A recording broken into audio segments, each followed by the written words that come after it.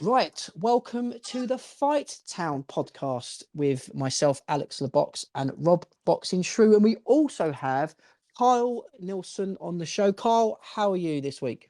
I'm very good, gents. It's good to be talking to you again. So thanks for having me back on. Yeah, cheers, Carl. Nice one. It's always a pleasure, Kyle. Now, Kyle, tell us, we've got a big show coming up for Neilson Boxing on the 3rd of March. We did have a chat about it with Mark at the beginning of the year. It's a great show, isn't it? There's lots of good fights. How has it been for you, the matchmaker? You know what? It is what it is. Matchmaking, it's not easy, and no matter what sort of show we put on, it's always the same. I think we've sat back and we've watched everyone else come back in February time, which is early considering we don't normally do that. Yeah. And we all spoke, if we left it too late to come back, but listen, everyone's come back. Everyone's put their first show on. Now it's our turn. Sit and watch what we're going to do now. Absolutely. You've been busy this last week as well, haven't you, with a slight change of opponent and level of belt that's on the line as well?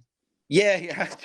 It's non-stop. Like I was just saying to you gents before, then I've been on holiday for a week, and that's lesson learned. Don't do that again. Definitely, we've got a massive title. Jack McGann's going to be the first guy to fight for a European IBO European title. Never been fought for before. Brand new title, and it's great to get it on our show. That is absolutely fantastic. I love that. And the inaugural champ. Yes, absolutely. Yes. The inaugural champ. That is fantastic. And just give us an insight, Carl. How did that come about, that IBO European Super Welter title?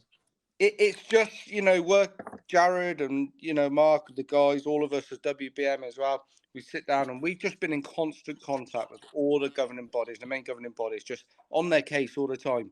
We've got this guy, get him a title, email after email after email. And they come back to us and said, we're going to introduce a European title.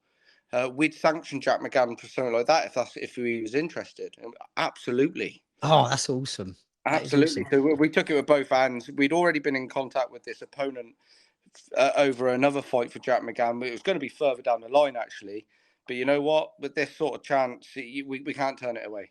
Got a good record as well, hasn't he, Laszlo Toth? Great record. 31, 6 and 2. This is not going to be a walkover.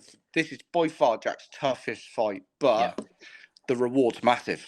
And just a quick one, Carl, just to say to you, you and your team, with Mark and Jared, you've just delivered, haven't you? Because Jack McGann last year, he didn't cut a frustrated figure, but he wants to move on. He wants to progress. And this is bringing straps, to the table and belts and what have you. It's just showing how Neilson Boxing is developing into this boxing game, isn't it, really? Yeah, and we always said the same from the off. Last year when we really put ourselves out there last year, but it was about building the guys up ready to get them, in line for these titles. Yeah. And it always said from day one, the first fight back for Jack McGann this year had to be for a title. And yeah, like you said, we've delivered, worked with WBM, worked with Jack and, his trainer. It's all just fell in place real nicely. Yeah. And the plan, all being well, he comes through on the night. First defence in Liverpool? Yes, definitely back to Liverpool, whether it be a defence or, by then, we could be looking at Liverpool later on in the year. By then, would Jack, maybe get Jack something bigger? We just got to see what's there for him. Yeah. Fantastic. Absolutely fantastic. And that's not to mention as well, we'll mention a couple of the fights on the card, but Kais Kademi versus Ijaz Ahmed is, number 4. It needs no introduction, does it, Carl, whatsoever? No, this fight's massive. Some people questioning, doesn't need to be done for a 4th time. My answer to that is simply, absolutely. Yeah. It has to be done again. And I can't wait for this fight. I'm lost for words when it comes to this fight. I'm really looking forward to it. Yeah, I was at the trilogy fight, Kyle, in Telford. It was in my hometown, and it was one of the best fights I saw live last year. So, and by all accounts, from people I've spoken to who attended the first 2, absolutely, it needs to be done again. Yeah, and talking to the Warrens as well, this is the first time Casey would have done it in London. Yeah. So that, the following again is it's growing, the following though. You know what I mean? So the ticket sales for this fight alone has been massive. Wow. So it's going to be a busy night in York Hall on the 3rd, Carl. Absolutely. The way the tickets are going at the minute, I've got boxers left, right, and centre. You're messaging me, Kyle, I need more tickets. I need more tickets. This is definitely going to be a sellout. Wow, Fantastic. that's unbelievable. And also a great opportunity for the H-man, Harry Mullins, to get that Southern Area fly title. It's going to be a tricky fight against Paul Roberts, but he seems up for it, Harry, doesn't he? Yeah, we had Harry on end of last year, working with Sam and that, and he wants his title. He's and he's game as well. He's another one game. The tickets are flying out. It's just this show. Everything is falling into place nicely for this one. Yeah, fantastic. So Carl, before we let you go, is there any wild card fight on there that takes that might surprise people on the night? I mean, I know I've recently mentioned in a preview that Billy Underwood, Tom Brennan could slip under the radars being fight of the night. But is there any cards, other fights you're sort of looking forward to as well? For starters, I have to agree with you with the Billy Underwood, Tom Brennan. Tom Brennan, obviously, he's managed by us.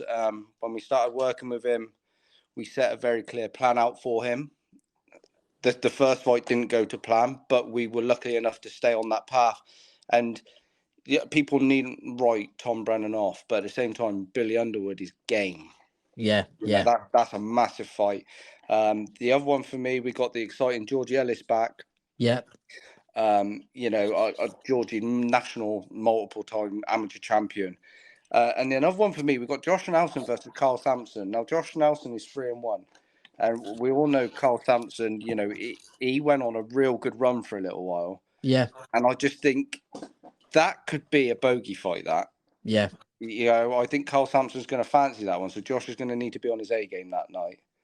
Brilliant. Yeah, look at that. Now, Fight Town podcast listeners, if Carl hasn't got the juices flowing for that night, he's just told you that the tickets are flying off the shelf. So I would get them while they're hot. It's going to be some night in London. We're looking forward to it, Rob, aren't we? Yeah, absolutely. And we can vouch for it. We've been to these shows before and, in various different venues. So, you're going to get value for your money. I think it's 50 quid or 100 quid ringside, right? Yeah, that's correct. Yeah. Yeah. So, get yourself down there if you're in the area and, support your local show. Listen, Carl, it's been a pleasure having you on and we shall see you on the 3rd. See you next week, gents. Thank you very much. Cheers, Kyle. Take Thank care, you, mate. Carl. See you, mate. Cheers, then. Bye-bye. Bye-bye.